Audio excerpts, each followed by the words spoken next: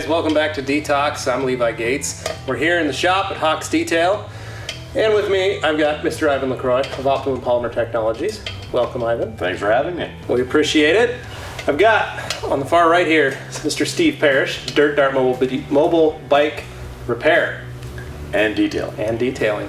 And, of course, my partner in crime, Mr. Matt Ward, who's the assistant manager here at Hawks Detail.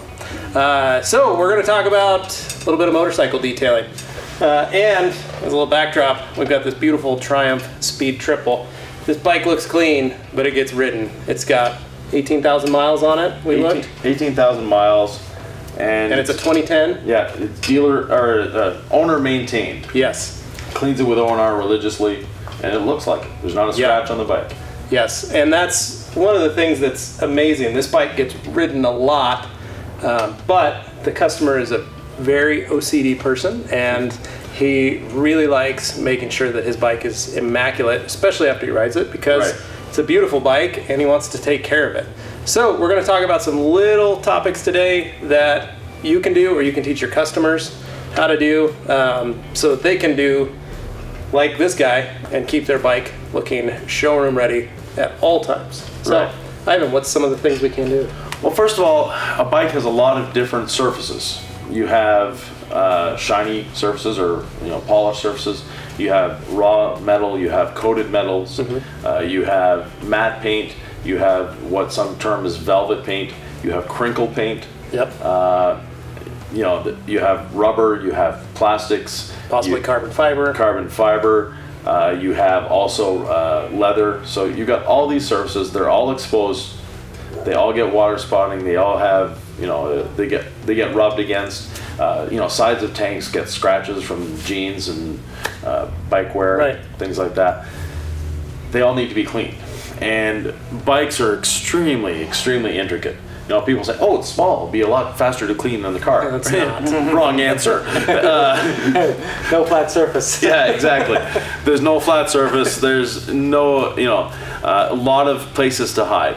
You don't want to sick a hose on a motorcycle if you can at all avoid it, because you got to blow out all that water. Yeah, and it gets into places you wouldn't imagine. And you can spend an hour blowing water out of a motorcycle. Exactly.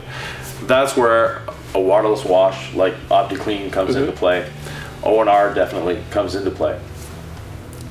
There's no specific need for anything on a matte surface. O&R, OptiClean, Instant Detailer will treat a matte surface. Same thing with carbon fiber. Anything we have in the line will safely clean carbon fiber. From there, it's what towels you use, what techniques you use. And it's more important, especially with a motorcycle, to work from the top down. Right. Because if you get a bit of moisture dripping off the tank onto the engine, and you already cleaned the engine, you're having to start all over again. So.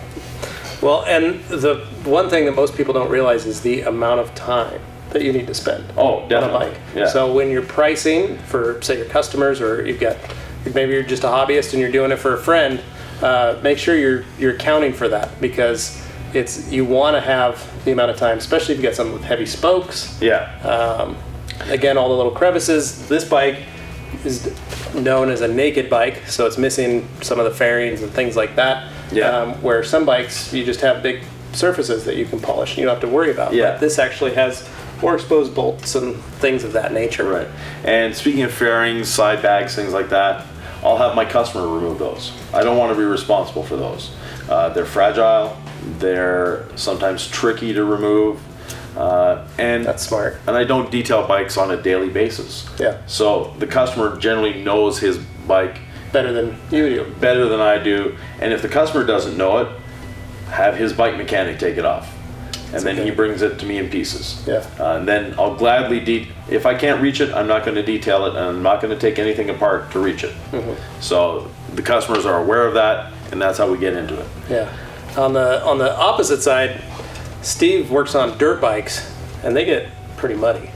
How do you go about that? If you're, say, using like a pressure washer or a hose to get all that mud off, what's the best, safest route to go about that kind of stuff? Say you've taken your bike out, you've gotten it completely muddy and dirty. Yeah. again, just like Yvan said, start at the top, work your way down, hose off as much as you can, get it loosened up as much as possible.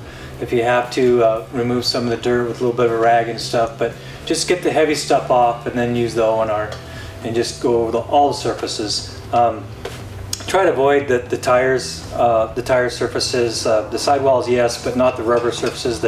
You don't ever want to put it on a seat. Dressing. You don't want to put Like any dressing on the or final. anything on the seat. You can clean, but you never put any dressing on the seat because that's hard to do. But Yeah, you don't want to slip around and Yeah. slide. right, but with your O&R, you can hit your little computer head. You can wipe off your mirrors or anything like that you might have, and it'll wipe off clean. Yeah. Yeah. And another thing about dirt bikes versus road bikes, they're designed to get dirty. That's true. They have more sealed components Yeah. and things like that. You know, they're designed to get wet. They're designed to be in the mud. So it's safer to hit them with a pressure washer or a hose. And Correct. you don't necessarily need a pressure washer. Right.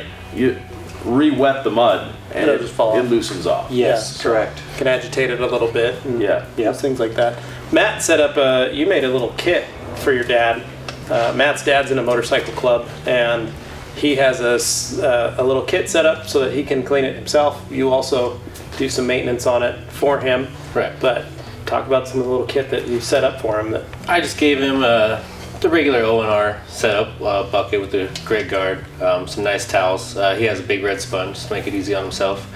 Mostly O&R and OptiSeal has been two of the really best. the best way to clean it, dry it, protect it. You can go over any surfaces on the bike with the OptiSeal. You don't have to worry about most waxes. You'd have to worry about transferring some residue onto the matte surface, things like that. With Yeah. the spray sealant, you don't have to worry about that. Exactly. And you can treat the seat if you want to.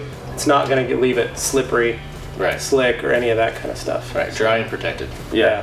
Which is good. So the whole Optimum line really is what you should be using for bikes. I'm just going to say Yeah. that. Oh, well, and there's a lot of lines out there. It doesn't have to be Optimum, but Right. But like motorcycle specific products. it's a lot of marketing. Right. We private label for one motorcycle company, and they're the standard Optimum products, but they under their own brand, which is great. Yeah. There's another brand out there that they have their specific products. They don't make them themselves, and they're deathly expensive just because of the name that's on them. And motorcycle, you buy motorcycle specific oil, it's 3 times the price of oil for a car, and it's in the bottle it's the same thing. So Good to know. Yeah. I was talking to an oil engineer, and he said, "Look, it's just the label."